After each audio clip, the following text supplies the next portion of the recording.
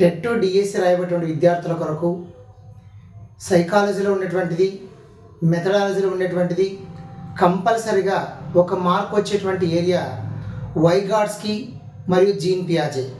ఈ ఇద్దరిలో కంపల్సరిగా వైగాట్స్కి నుంచి ఒక బిట్ వస్తుంది, అదేవిధంగా జీన్ పియాజే నుండి ఒక బిట్ వస్తుంది. మరి అందులో వైగాట్స్కి గురించి ఈరోజు మనం తెలియజేసుకుందాం. వాస్తవానికి ఇది చాలా ఇంపార్టెంట్, బాగా గుర్తుంచుకోండి. ఈ వైగాట్స్కి సంబంధించినటువంటి అంశం మనం తీసుకున్నప్పుడు ఇతను వైగాట్స్కి కానీ జీన్ పియాజే కానీ అదేవిధంగా నోవాక్, వాన్ గ్లాసర్, డ్రివన్ కానీ నిర్మాణాత్మక ఉపగమం కానీ బ్రూనర్ కానీ వీళ్ళందరూ కూడా ఎవరంటే జ్ఞాన నిర్మాణానికి సంబంధించినటువంటి వాళ్ళు. ఈ జ్ఞాన నిర్మాణం అనేది ఏ రకంగా జరుగుతుంది అనే అంశాన్ని వీళ్ళు తెలియజేశారు. వైగాట్స్కి, జీన్ పియాజే, నోవాక్, వాన్ గ్లాసర్, డ్రివన్ నిర్మాణాత్మక ఉపగమం. అయితే వైగాట్స్కి రష్యా దేశానికి చెందినవాడు. మరి వైగాట్స్కి జ్ఞాన నిర్మాణం అనేది ఏ రకంగా జరుగుతుంది అన్నాడంటే, జ్ఞాన నిర్మాణం అనేటువంటిది 3 రకాలుగా జరుగుతుంది అన్నాడు. అంటే సాంఘిక, సోషల్ ఇష్యూస్ ఆధారంగా జరుగుతుంది అన్నాడు. 2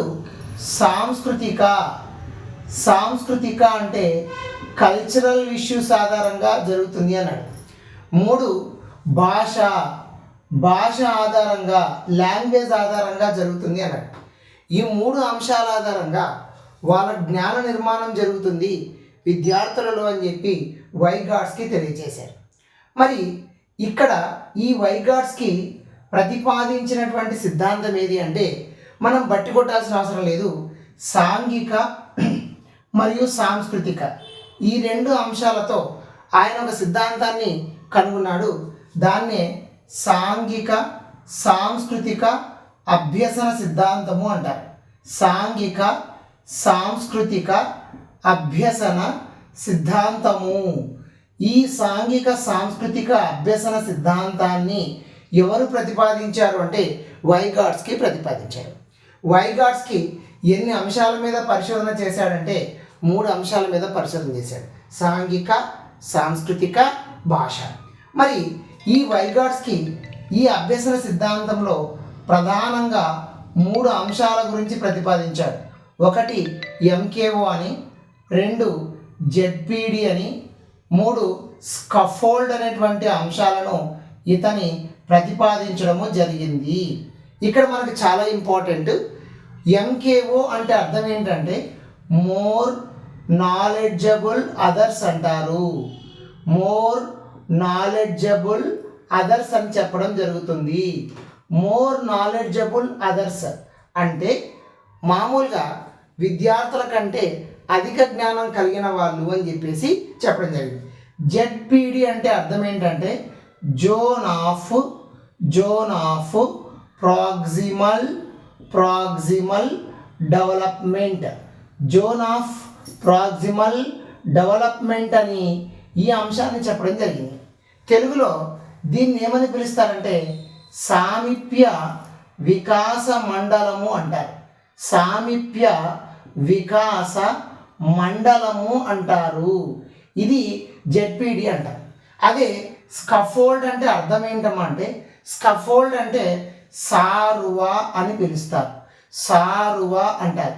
దీనికి మరొక పేరు పరోంజీ అని కూడా పిలుస్తారు. దీనికి మరొక పేరు.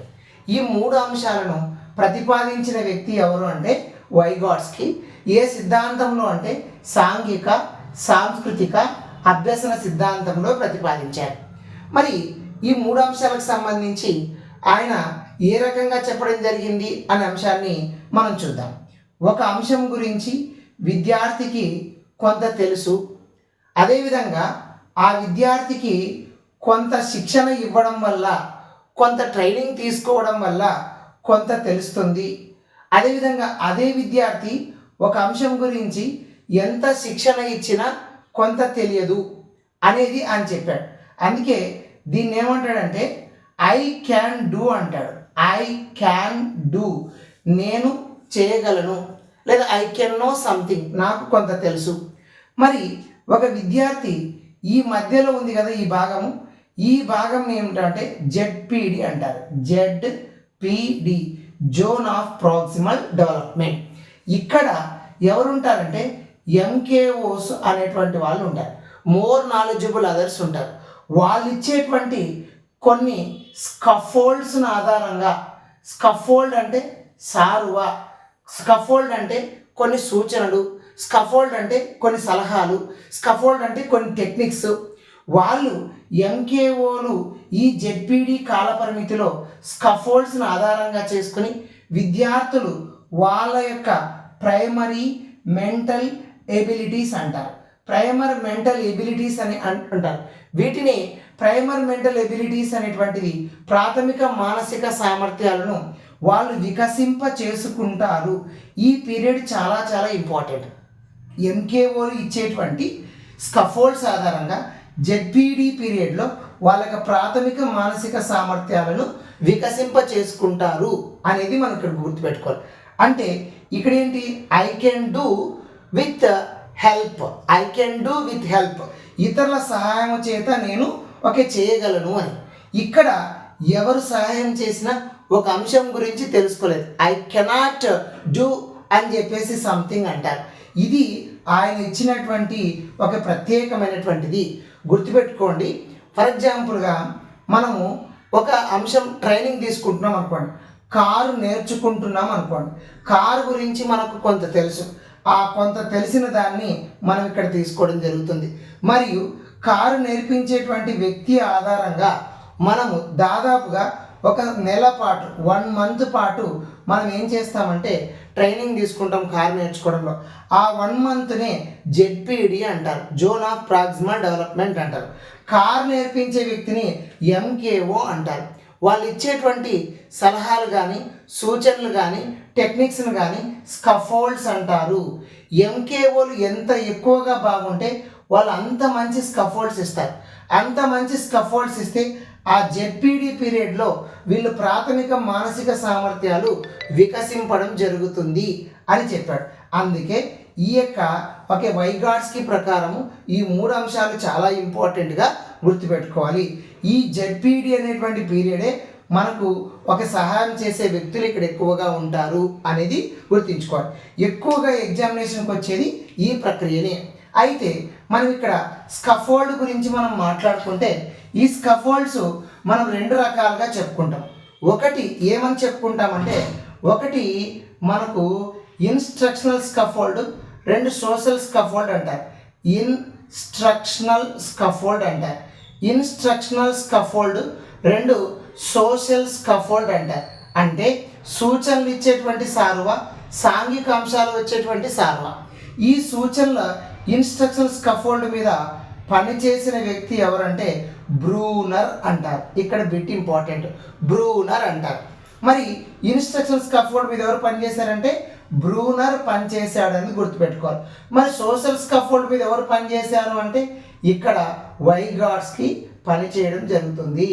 వైగాట్స్కి సోషల్ స్కఫోల్డ్ చెప్తే బ్రూనర్ ఇన్స్ట్రక్షన్ స్కఫోల్డ్ మీద తెలియచేయడం జరిగింది అనేది గుర్తుపెట్టుకోండి. ఇది మనకు ఇక్కడ ఇచ్చినటువంటి మరొక అంశం. తర్వాత చాలా ఇంపార్టెంట్ ఏంటి అంటే ఇక్కడ మనకు ఈ యొక్క స్కఫోల్డ్ విషయాలలోనే అదేవిధంగా ఎంకేఓ కాకుండా మరొక అంశాన్ని కూడా వైగాట్స్కి తెలియచేయడం జరిగింది. ఏమి అంటే ఆయన 3 అంశాలు తెలియజేశాడు. ఒకటి ఏంటమ్మా అంటే సహయోగ అభ్యసనము, సహయోగ అభ్యసనము. 2 సహకార అభ్యసనము అంటారు, సహకార అభ్యసనం అంటారు. 3 పరస్పర బోధన అంటారు, పరస్పర బోధన అంటారు. ఈ 3 అంశాల మీద వాళ్ళు కృషి చేయడం జరిగింది వైగాట్స్కి. సహయోగ అంటే కొల్లాబరేటివ్ అంటారు, కొల్లాబరేటివ్ అంటారు. సహకార అంటే కోఆపరేటివ్ అంటారు, కోఆపరేటివ్ అంటారు.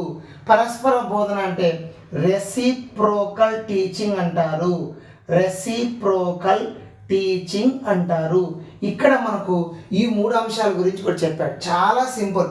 సహయోగ అంటే మనకు ఒక తరగతి గదిలో ఏ గ్రేడ్ విద్యార్థి ఉంటాడు, తర్వాత ఒక తరగతి గదిలో బి గ్రేడ్ విద్యార్థి ఉంటాడు, ఒక తరగతి గదిలో సి గ్రేడ్ విద్యార్థి ఉంటాడు, ఒక తరగతి గదిలో డి గ్రేడ్ విద్యార్థి ఉంటాడు, ఒక తరగతి గదిలో ఏమీ తెలియనటువంటి విద్యార్థి ఉంటాడు.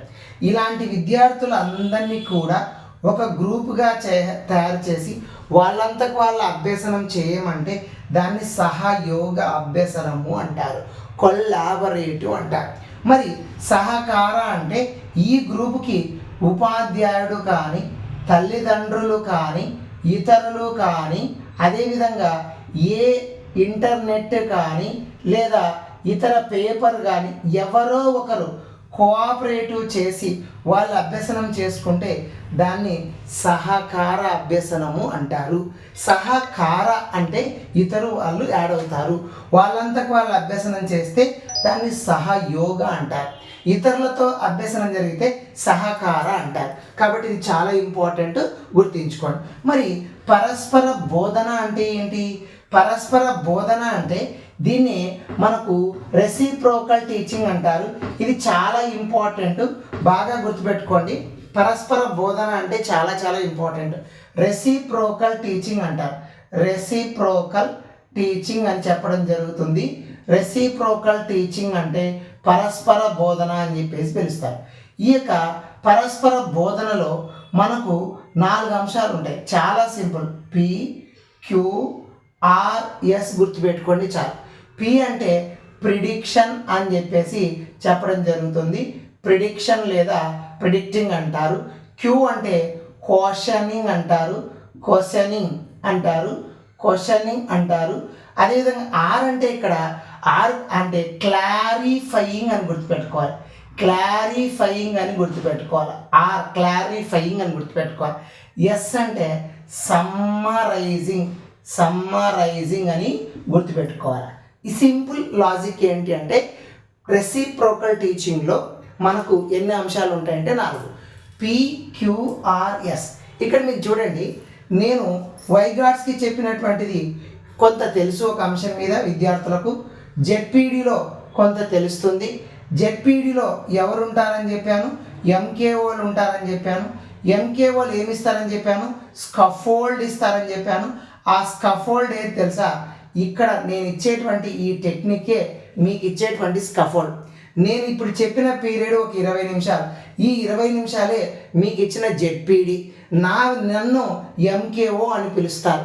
కాబట్టి ఎంకేఓలు ఎంత అనుభవజ్ఞులైతే అంత జ్ఞాన నిర్మాణం జెడ్పీడీలో విద్యార్థులకు జరుగుతుందనేది వైగాట్స్కి యొక్క ఇంపార్టెన్స్. అందుకే ఇక్కడ మేము ఇచ్చినటువంటి కొన్ని స్కఫోల్డ్స్ ఆధారంగా మీ ప్రైమరీ మెంటల్ ఎబిలిటీస్ అనేటువంటివి ఏమైనాయి అంటే వికసింపడం జరుగుతుంది. రెసిప్రోకల్ టీచింగ్ పరస్పర బోధనలో ప్రిడిక్షన్, క్వశ్చనింగ్, క్లారిఫయింగ్, సమ్మరైజింగ్ అని ఉంటాయి. ప్రిడిక్షన్ అంటే ప్రాగుక్తీకరించడము అంటారు. క్వశ్చనింగ్ అంటే మనకు తెలుసు, ప్రశ్నించడము అంటారు. అదేవిధంగా క్లారిఫయింగ్ అంటే ఇక్కడ వివరించడము లేదా ఎక్స్ప్లెనేషన్ చేయడము అని అంటారు. సమ్మరైజింగ్ అంటే ఒక మనకు సూక్ష్మీకరించడము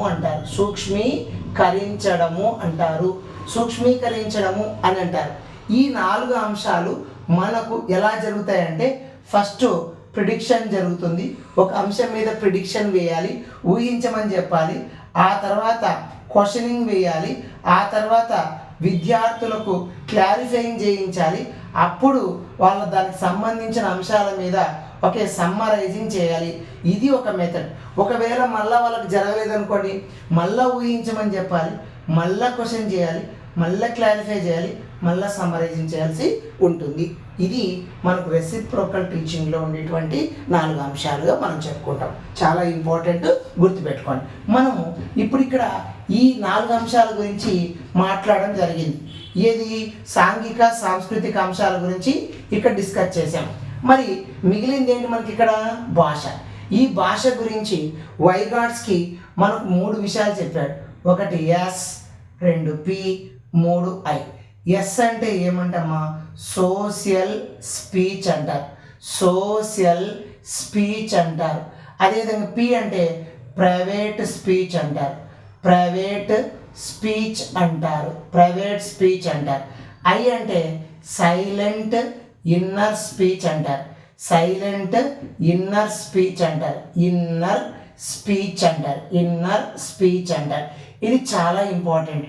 సోషల్ స్పీచ్ విద్యార్థిలో 2 సంవత్సరాల వయస్సులో ప్రారంభమవుతుంది. ప్రైవేట్ స్పీచ్ విద్యార్థులలో 3 సంవత్సరాల వయసులో ప్రారంభమవుతుంది. ఇన్నర్ స్పీచ్ 7 సంవత్సరాల వయసులో ప్రారంభమవుతుంది. అంటే సోషల్ స్పీచ్లో ఏం జరుగుతుంది అంటే, సాంఘిక భాషలో ఏం జరుగుతుంది అంటే, విద్యార్థులు పక్కనున్నటువంటి ఇతరులతో మాట్లాడి వాళ్ళు భాషను అభ్యసించడం జరుగుతుంది. మరి ప్రైవేట్ స్పీచ్లో 3 సంవత్సరాల వయసులో విద్యార్థులు ఒంటరిగా వారంతకు వారే మనసులో మాట్లాడుకుంటూ వాళ్ళు భాష నేర్చుకుంటారు. చిన్నపిల్లలకి భోజనం బొమ్మలకు భోజనం పెట్టించడం కానీ, వాళ్ళకు అదేవిధంగా వాళ్ళకి స్నానాలు చేయించడం కానీ, వాళ్ళు ఏడవాకు అని చెప్పి వాళ్ళంతకు వాళ్ళే మాట్లాడుకుంటుందని ప్రైవేట్ స్పీచ్ అంటారు. మరి ఇన్నర్ స్పీచ్ అంటే ఏంటి అంటే, విద్యార్థులు ఏదైనా ఒక అంశం గురించి మాట్లాడేటప్పుడు తన మనసులో ఫస్ట్ వాక్యాలను నిర్మించుకుంటారు. తన మనసులో ఫస్ట్ వాక్యాలను నిర్మించుకొని ఆ తర్వాత బయటికి మాట్లాడడం జరుగుతుంది. ముందు నేను ఏం చెప్పాలనుకునేది అనుకొని వచ్చిన తర్వాతే మీకు చెప్తున్నాను. అలా ముందు ఏం చెప్పాలనుకునేది వాక్యాలు నిర్మించుకున్న తర్వాత బయటికి చెప్పడాన్ని సోషల్ ఇన్నర్ స్పీచ్ అంటారు. చాలా సింపుల్. 2, 3, 7 2, 3, 7 గుర్తుపెట్టుకోండి. చాలా ఇంపార్టెంట్. మీరు 1 నుంచి 10 వరకు ఏదైనా మాట్లాడగలిగితే 1, 2, 3, 4, 5, 6, 7, 8, 9, 10 తెలుగు మాట్లాడినప్పుడు అన్ని చోట్ల డూ అని వస్తుంది. చూడండి, డూ అని వస్తుంది. 2లో డూ రావడం జరుగుతుంది. 3లో డూ రావడం జరుగుతుంది. 7లో డూ రావడం జరుగుతుంది. మిగతా ఏ దానికి రాదు. కాబట్టి 2, 3, 7 ఇది గుర్తుపెట్టుకోవడం కూడా. ఇది కూడా నేను ఇచ్చే మీకు స్కఫోల్డ్. నన్నే ఎంకేఓ అంటారు. ఈ 20 నిమిషాలనే జెడ్పీడీ అంటారు. ఇంత అద్భుతంగా చెప్పినటువంటి వ్యక్తి ఎవరమ్మా అంటే వైగాట్స్కి. అందుకే వైగాట్స్కి అతి తక్కువ వయసులోనే ప్రపంచ స్థాయిలో మనోడు మంచి పేరు సాధించడం జరిగింది. 38 సంవత్సరాల్లో మరణించిన ఒక మంచి నేమ్ సాధించారు వైగాట్స్కి జ్ఞాన నిర్మాణం అనేది సాంఘిక సాంస్కృతిక భాష ఆధారంగా జరుగుతుంది అని చెప్పేసి. ఈ 3 అంశాలు కాకుండా ఏ అంశాలైనా భాష గురించి మాట్లాడితే అదంతా నోమ్ చోమ్స్కీది ఉంటుంది. గుర్తుపెట్టుకోండి. ఈ 3 అంశాలు మాత్రమే వైగాట్స్కి ఉంటాయి. మిగతా అంశాలన్నీ కూడా నోమ్ చోమ్స్కీది ఉంటుంది. గుర్తుపెట్టుకోండి, నోమ్ చోమ్స్కీది ఉంటుంది. నెక్స్ట్ వీడియోలో వైగాట్స్కి సంబంధించినటువంటి మొత్తం ప్రీవియస్ ఇయర్ క్వశ్చన్స్, సీటెట్ నుండి మనకి ఏమొచ్చాయి, అదేవిధంగా ఏపీ టెట్ నుంచి మనకి ఏమొచ్చాయి, తర్వాత మనకు టీజీ టెట్ నుండి ఏమొచ్చాయి, ఈ టెట్లో నుండి ప్రీవియస్ క్వశ్చన్స్ దాదాపుగా 40 బిట్లు ఉన్నాయి. వాటన్నిటిని వైగాట్స్కి గురించి నేను ఒక్కొక్క వీడియోలో మీకు ఒక ప్రజెంట్ చేయడం జరుగుతుంది. ఇది వైగాట్స్కి గురించి మీకు ఒక బిట్ కంపల్సరీగా వస్తుంది. ఇట్లాంటి వీడియోస్ మీకు రెగ్యులర్గా అందచేయడం జరుగుతుంది. మీకు ఈ వీడియో నచ్చితేనే మీరు సబ్స్క్రైబ్ చేయండి, మిగతా వాళ్ళకు తెలియచేయండి. అంతేకాకుండా మన వీడియోలో బయోసైన్స్ యాప్ సంబంధించిన మెథడాలజీ కూడా ఉంది. నేను అది కూడా మాకు యాప్ గురించి తెలియజేస్తాను. సోషల్ మెథడాలజీ సంబంధించినటువంటి యాప్ కూడా ఉంది. దానికి సంబంధించి కూడా మీకు తెలియజేస్తాను. మీకు దాంట్లో ఉన్నటువంటి కంటెంట్ చూసి దాని తర్వాత మీరు పర్చేజ్ చేసుకునే ప్రయత్నము చేయండి. థ్యాంక్ యూ అందరికీ.